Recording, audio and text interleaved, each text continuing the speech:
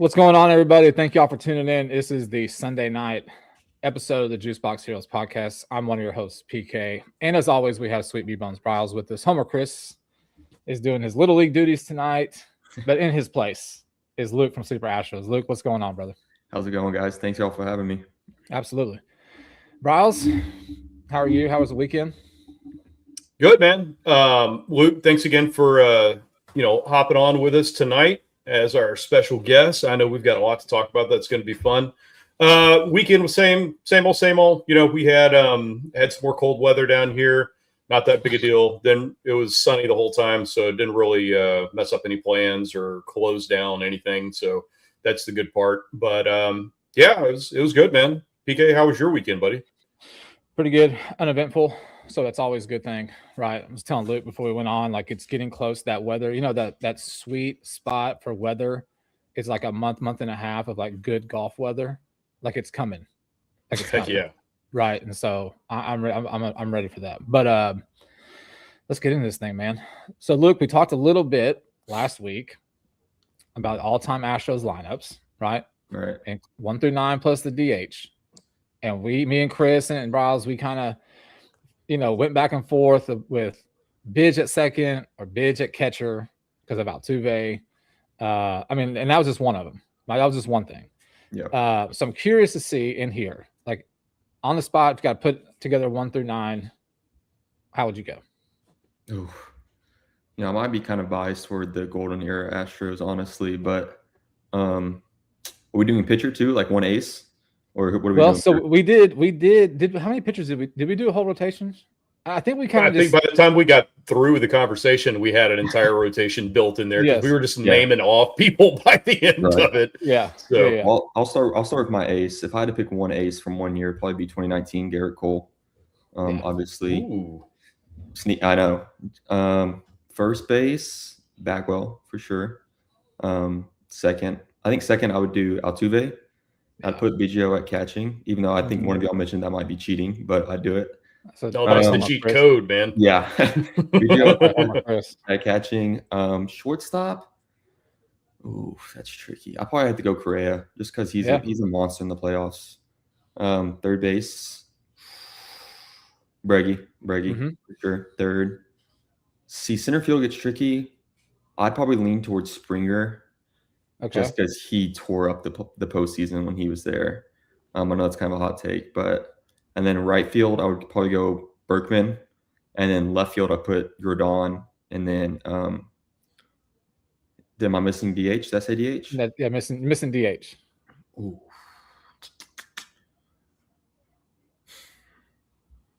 I don't know. Maybe I guess I could go Osmus catcher, and then put Biggio at second, then Altuve DH. Yeah. Just because we were big Osmus fans growing up. But yeah, that's what would I do? Yeah. Yeah. So I think, let's see, we went with Cesar Cedeno, right? Yeah. In center. I mean, that's just because we're old. See, I didn't really get to watch him play. So look, I didn't either. I didn't like get to watch him, right? But like right. you get to read about him and hear the stories and how fantastic he was. And I really couldn't think of, we had Springer and Wright. That's what we had, right? And so we were starting to rattle off like center fielders, just from back in the gap, right, to now, and it's like, yeah, that's pretty much like what you could put down there, right? We had Berkman in left, right. I think we all kind of matched up. Osmus was an honorable mention for catcher. I think me and Bryles might have brought that up, right? Because he was such a leader for that all those years, as a catcher, obviously in the rotation, and like he could actually throw runners out. It's like a really cool aspect of a catching position, right? Like throwing guys out, right? You know what I'm saying? And so it was made for a good conversation. And then I think we went into rotation, right? And it was anything from like J.R. Richard, right, to Mike Scott, then of course Verlander and Cole. I mean, dude, there was this, you could kind of just go down the list. But to your point of the golden era of Astros baseball, right? It's hard to not take the majority of those teams and put them on the all-time team. Like it's really difficult. I mean, there's guys, throughout the entirety of the organization that, for fantastic individually, but like the teams, we never, obviously we never saw anything like we saw for the 10-year run, right? So that golden era, I mean, it's tough to take guys off that team or leave guys off that team. I mean, hell, Yuli is not. I was going to say Yuli too. Yuli's not even on the list. I mean, and that dude was a freaking vacuum at first base. So there's so many things, man. So look, that was it's always interesting to see someone else's take, to see like where they where they stand, right? So let's get into this. Let's get into this week. I talked to you a little bit and see what was on the menu, right? And you asked me about a post that you made. So the question was, could the Astros trade Walker solely as a salary dump? Yeah. Right? What do you think on that? See, if you'd asked me about 2 months ago, I would have told you just ship him off, eat as much as a salary as you give as much salary as you can to the other team. That's possible. But now I'm kind of like, I would honestly just rather keep Walker if it's just a salary dump. Now, if you're getting someone back in return that's like, I don't know, a bullpen piece, maybe someone that at least like a major league caliber player, then I'd be okay with it. But I don't know, just $20 million that you're paying him, you might as well just keep him in hopes that he has a bounce back year. I made a post the other day in the second half. He went crazy in the second half. Mm-hmm. I was just about to say. Yeah, maybe it's one of those things. I know he kind of had the injury at the beginning of the year in the spring. Maybe he had to settle in a little bit on the new team. But I have faith in him. He's gonna have a bounce back year. So that's why I'm just like, I'd rather just keep him at this point, unless you get, like I said, someone back in return that's, I guess, somewhat good. But yeah, I'd rather just keep him at this point instead of giving him a salary dump. Yeah. Roz, what do you think? Well, I mean, we have talked about the subject, extensively, and it seems like it changes every time. And that was, Luke, what you said was exactly what I was going to say, is that the second half of the season for him, there was still complaining, obviously from the fans and from the critics and stuff like that. But if you look at his power numbers weren't bad at all. Mm-mm. And I think he hit like about 250 for average. So the one thing that surprised me more than anything about Christian Walker is he in 2024 had 4 errors with the Diamondbacks. 4. That's it. And he had a number of errors. I think he had more than 4 by like the end of the first month or second month or something like that. So his defense definitely slid down some. I am in agreement in if you this is so difficult because if you trade him away for a salary dump and you keep Isaac Paredes, you instantly put Isaac right over at first base. Walker's gone, and however much salary you're able, or however much under the luxury tax room you're able to retain for more acquisitions is fantastic, because there are still tons of guys out there I think that deserve a spot, and the Astros could definitely use. So it's really tricky. I'm not 100% saying just like get rid of him now. What I'm thinking more of anything else is you've got to be able to play this market perfectly. Mm-hmm. And I think Dana Brown and the Astros have to understand that you have to play this perfectly. If you get rid of Isaac, that means you're betting on Christian Walker. He's going to take $20 million off your salary, or of his salary, off of your spendable money. Keep that in mind. And then he better perform. Or if you dump him, you've got to keep Isaac. I don't care what the Red Sox are offering at that point. So it's going to be real tricky, and it's going to be interesting to see how they move on from here. Yeah. So look, I'm in like complete, and I'm in line with what you're saying. A few months ago, weeks ago, move them, send them, cool. You had the bad contract of Montero and Jose Abreu that just ate up money. That you're finally done with that. Why go at this point and move them and still have that big of another big cap hit that's just sitting there, right? I think you project for Walker to have a bounce back season. At least that's the hope, right? And that 3 years, was it 3 year, $60 million contract, right? Mm-hmm. Ends up paying off the way that you envisioned it. I mean, we saw we know that he was comfortable out in the NL West. We saw all the games that he played last season out west. He was a monster. And, when we played Arizona, when we played the Dodgers, right? So we know the streakiness that he brings with us, and that the stats that you put up on that one post are, just a quick snapshot of like what this guy has been doing for the last 5-6 years consistently. I mean, he had 27 bombs again this year. I think that's 6 years in a row, 25 plus bombs. Yeah. Right. It was just for us, I think anything better than what we have with Jose Abreu was like a win. I mean, we can all, I think, all agree. Right. I think, and like to Browse's point, I think the expectation for defensively, his defensive skills was probably a little bit higher than what actually was put out by him. And I know he probably struggled with some injuries and stuff, but I think at this point you keep Walker because there's clearly there hasn't been a market. That's one, right? If there was, then he would have been moved already. Keep him, finish out the contract. Don't have this dead money sitting there. And so that kind of leads us into this Chandler Rome post that you retweeted, right? It was the 2026 predicted Astros lineup, right? And it's all the usual suspects, except Zach Cole's in there, and it's missing Isak, which I thought was incredibly interesting. There was zero, context to the tweet or the post, right? Because it wasn't like I expect him to be moved. It was as he was missing. So what are your first thoughts on that, Luke, as to why he's not there? I mean, obviously he's not there because he's probably moved, I would assume, right? But, I mean, Nico Suarez signed today with the Reds, right? So Red Sox still need a third baseman. And I'm not saying we have to do a deal with Boston. We've been saying this for the last 3 freaking weeks of us covering Boston Red Sox trade rumor talk crap, right? But what were your thoughts on when you first saw that predicted lineup? Yeah, so the first thing, Chandler has been obviously reporting a lot from what the Dana and Joe is saying these past couple months. Chandler is going off of the fact that he thinks Isak's going to be traded, essentially. Isak or Christian Walker. He's been adamant about how this lineup doesn't work. There's not enough bats to go around to both these players. And he's also been big on, and which the team has been saying, that they want to see Zach Cole this year, especially if he makes it through spring. They want to see him in the field. I know before, we traded Jacob Melton, that Jake Myers was on the block for a while. They kind of thought Zach Cole might come out and play center field if they did move Myers. So that's kind of just where he's at. He knows the Astros want to see Zach Cole, and he doesn't think – and essentially they're going to put Jordan at DH, right? That's what they've been saying all winter. So that's if – I just don't think they're going to trot out the opening day lineup. Jordan Alvarez is going to be a DH.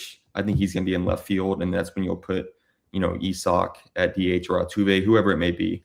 But that's where Chandler's stance is, I believe. He just doesn't see this lineup working as is, and he still thinks a trade's going to happen, essentially. What do you think, Browse? Yeah, I was going to say that Rome tweet I found very interesting without Paredes being there. And once again, this is Dana Brown dancing on the razor blade, trying to figure out how he's going to play the market. So, it could end up that we end up with both of these guys on the roster going into spring training and then also starting the season. And it's not a terrible place to be. With the amount of injuries that we had last year, it's obviously nice to have that depth, and especially the depth with the skill level of both these guys. But also at the same time, that means that you're going to have to shuffle around these lineups like crazy, in order to get Paredes and Walker bats at the same time. And you want these guys to start off and get some consistency, get their plate appearances. That way they can, shake off any spring rust that they might have or anything like that. So if he's not going to be in there, like Chandler Rome said, that does definitely make that Boston deal very interesting from the starting lineup. And obviously, he wasn't going to just put a Boston player in our lineup just with that anticipation. Right. But I do like the fact that Zach Cole was in there as well. That was the thing that I think stuck out to me more than anything else, other than the Paredes, obviously. But with Zach Cole being out there, my one fear, And I know it's a fear, and it's probably just me thinking about it because we fell in love with Joey Loperfido and how awesome he was, especially me and PK. We were like, when they traded Joey Loperfido to the Blue Jays, we're like, you guys are out of your minds. What are you doing? Yada, yada, yada. Exactly. And then he goes over there, and don't get me wrong, he didn't exactly fail, but he regressed. And that was the one thing that I don't want to see. I want to see Zach Cole take the momentum that he had in 2025, go into spring, tear up some spring training, and then, show up on the field and actually be able to, I'm not going to say reproduce exactly what he did in the short period of time we had him last year, but at the same time, go out there and show that he can hang with the big boys and he deserves a spot on that starting lineup roster. So that, I think, is the biggest question mark out of that entire tweet of what he thought the lineup was going to be. So we'll see. I like Zach Cole. I hope he gets to, get one of those starting spots, and I hope he moves forward just like he did last year. Yeah, I mean, that's a really young outfield, with Cam and Cole in the corners. I mean, it's young. I mean, we saw the struggles that Cam, had throughout the season. I mean, talked about on here, how quickly he got to the majors, right? He had that insane spring, right? Insane spring. And look, it's MLB. These pitchers don't suck, right? They are going to adapt. They are going to find your weakness, and they're going to see what you chase, right? And your plate approach, and they are going to combat it with stuff to get you out. And this was the most games that Cam Smith has had ever played in a season, right? And I'm not saying that Zach Cole's going to, go fall into that, but it is a possibility. It is a thing.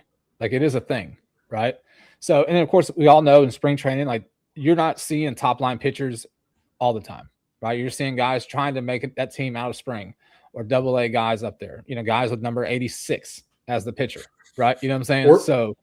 Or tinker with a new pitch or something like that. Yeah, yes, exactly. They're messing with the fifth pitch or fourth pitch, right? So I'm really not trying to be negative Nancy. It's just kind of what the reality of spring training is. Everyone's trying to work on something new, from the approach at the plate to the pitchers on the mound. We want to see him have a great spring, right? But when it gets to nut cutting time, when he's at the show, at Daikin, continue to progress like he did towards the end of 2025. I mean, we had a small sample size. That's the potential is there based on that sample size. We saw it firsthand, right? We saw that series he had in Atlanta when he first got called up, first pitch bomb, right? Fantastic series. And he continued that. So you want to see him progress. And then if he's going to be up here come the dog days, right? July, August, how's the body going to react to all the games, consecutive days? I think the Astros last year played like 20 something games in a row. It was like either very high teens or low 20s in a row without a day off. I mean, that's grueling, right? That's grueling. So it's a very young outfield. I mean, I'm pretty pumped about it, but at the same time, going back to Paredes, I just don't see like you said, Luke, I don't see spots for at bats, and he's too good of a player to be a platoon guy. I mean, I don't care if you have, all these years of control on him, right? I mean, like, he's too good of a player to be a platoon guy. The dude was on pace for 30 plus home runs before he got hurt, right? Like, he's not a bum, right? He shouldn't be getting every couple day at bats. So it's a good problem to have, like you said, Bryles, right? You've got depth, and you've got like real major league at bats there, but someone's got to take the L on it. Somebody, right? And you're paying Walker $20 million a year. He can't be a platoon guy either. You know what I'm saying? Like, he can't. You're paying him too much. So, look, it's February the 1st. Pitchers and catchers show up in 10 freaking days, I think, right? 10 days? I think it's like 10 or 11. 10 or 11 days. Yeah. So like, we're right there. We're right there on the cusp of like actual baseball starting. Matter of fact, today I watched Mexico Green team against Puerto Rico on MLB Network, and I don't even know what tournament it was, but it was like real baseball.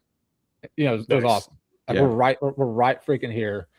So yeah, it's gonna be a little crazy to see what transpires between now and opening day, just as a whole. I mean, opening day in Major League Baseball is March 26th, I think, is the official opening day. I mean, we're just under 2 months, like real baseball going down. So, yep, a lot of questions still to be asked. A lot of questions, to be asked and answered. So, we'll as we get information, of course, we're going to let everybody know.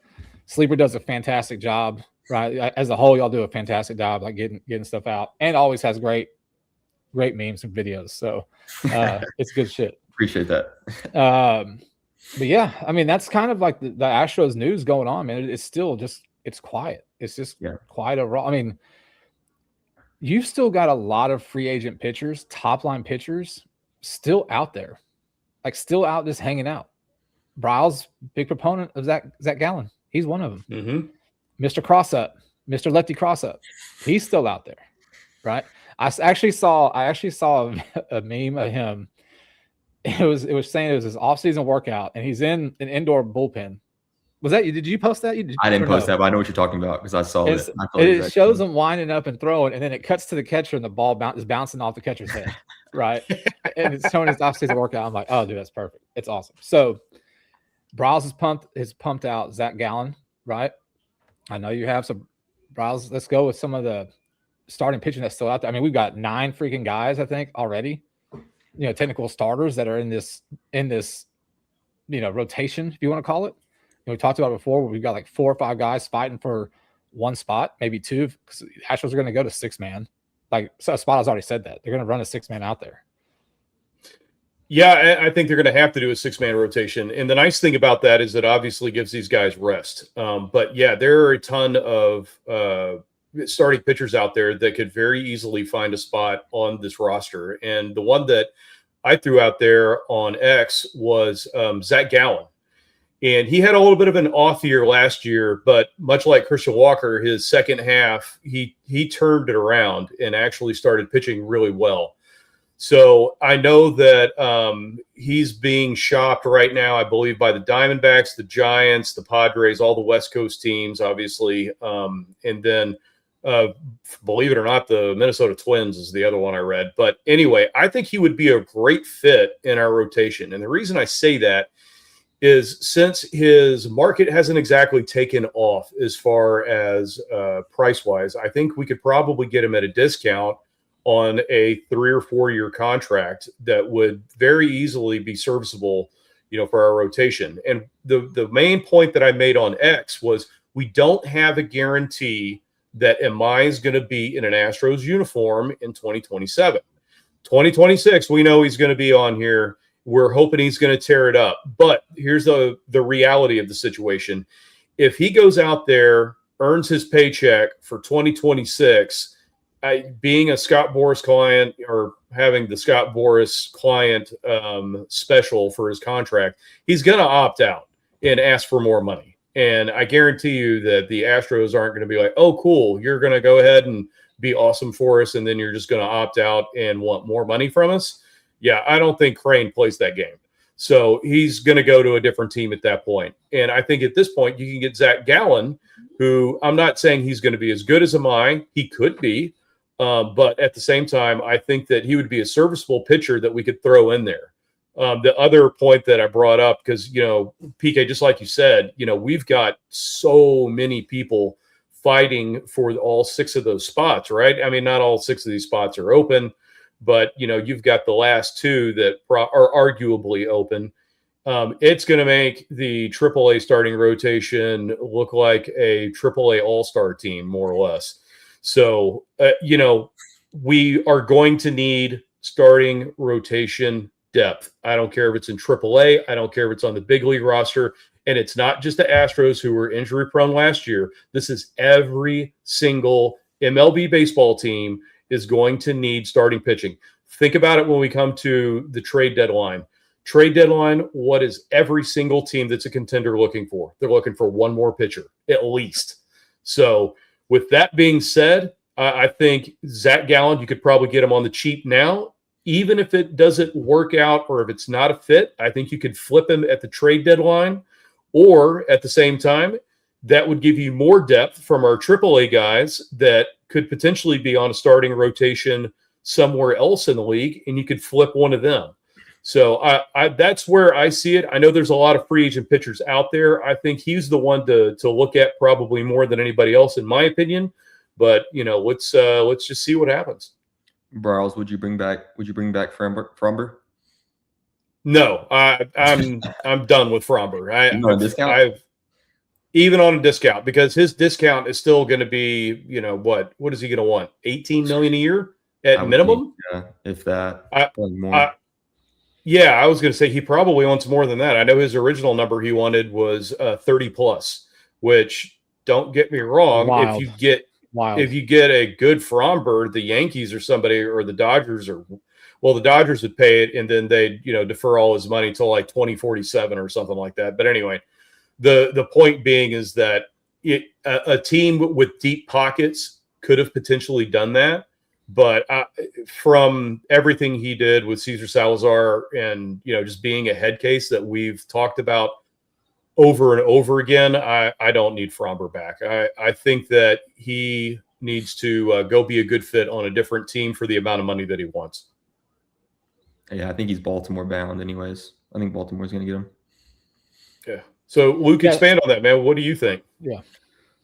I'm bringing Fromber back? On all of it. I mean, I'm always going to be down for more starting pitching, especially after last year. You can't have enough starting pitching. If I had to pick one from this market right now, just because of what his comments were about the Astros a couple of years ago, it'd probably be Chris Bassett from Toronto. He's a little bit older, I know. His market doesn't seem there either. But he's an innings eater. He just pounds the zone. He gets you through innings. That'd probably be my pick. I don't really see too much into Gallen. I also haven't looked into him too much, but I know we kind of had a rough year last year. And if he could bounce back, sure. I mean, I'd take anybody at this point. Sign me up for more starting pitching if we can get it. Yeah. So we talked about Bassett last season, and Chris was, Homer Chris was like, a hell no on that, right? But like you said, the dude eats innings. Like he does, and he's going to be on the cheap, and he doesn't have to be. I mean, hell, he was coming out of the bullpen for the Blue Jays in the postseason. He's a postseason dog too. Yeah, so like he doesn't have to. He doesn't have to be, your 3, 4, 5 guy. I mean, he can do your spot starts, long relief. We've all, I know that we talked about blue balls being your long relief, but like that dude earned a right to at least compete for a number 5 or number 6, right, based on how he finished the year. But I liked Bassett. I think Bassett, you can get Bassett on a deal. I completely agree. I really do. And I agree to your point also. I think we all do. Like, you can never have too many arms. I think we all thought we had enough arms going into 25, and we saw how quickly that deteriorated, right? But then on the flip side of that, you also saw how good your organization is at the lower levels with pitching, because they came up and they were the Band-Aid for essentially the whole freaking season. Right. Yeah. Like, I think Ryan Gusto was the second in innings pitch for us last year. Yeah. That's crazy. Yeah. I mean, like, we talked Brandon Walter out of nowhere, right? Colton Gordon. I mean, he wasn't out of nowhere, but like, he came up and did what he needed to do every outing, right? And the Ryan Gusto thing was the same thing, right? So, yeah, I'm always down for more arms, always, especially if it's on a team friendly, especially if it's on a team friendly. Bring them in the spring, see how they do, and always have arms, man. Because we saw last year, major league record for the most injuries in one season. You know what I mean? So we'll see. I don't want that to happen again this season coming up. It was brutal. Yeah. Go ahead, bros. I would say just one comment on Bassett. The one thing that I do like about him, he reminds me of when we got Charlie Morton. Like, I think when we got Charlie Morton, I originally was like, dude, this guy's just an innings eater. It's like, what I'm glad that we got him, but it's like, what are we going to actually do with him? And, obviously we put him in the Astros lab, and he came out and was just nails. So, we're calling Bassett an innings eater, and don't get me wrong, I don't love the bulldog part of it. But you might get him into our pitching staff, and then all of a sudden, our pitching coaches take over, and all of a sudden he turns into the next Charlie Morton. Absolutely. Yeah. No, dude, we had the 2 guys that the Astros signed. I think it broke last Thursday. The Cosgrove, I think, is one of them, right? Dude he was from San Diego. Was he San Diego? There was two. Wasn't there two of them? Was there two guys that they signed or just one? Yeah, well, they did the trade for the Giants pitcher. Yeah. Tank Cosgrove to a minor league deal. Yeah. So it's the same thing. You get these guys in the lab, and you never know what's going to happen. You see the track record for years and years now, right? So, well, Luke, man, I appreciate you coming on, holding it down for Homer Chris. He's going to be back on Thursday. It's going to be Riles and Chris on Thursday. I will be out of town for work. But Luke, as always, brother, thank you for coming in. Let's get you on again. We'll get we're getting the spring. We'll get you in. Thank everybody for tuning in and for listening and supporting the show. We greatly appreciate it, man. We will be back on Thursday for a regular episode. But this is a Juicebox Heroes podcast. I'm PK. That's Bryles, and that's Luke with Sleeper Astros. Y'all have a great rest of your weekend. Welcome.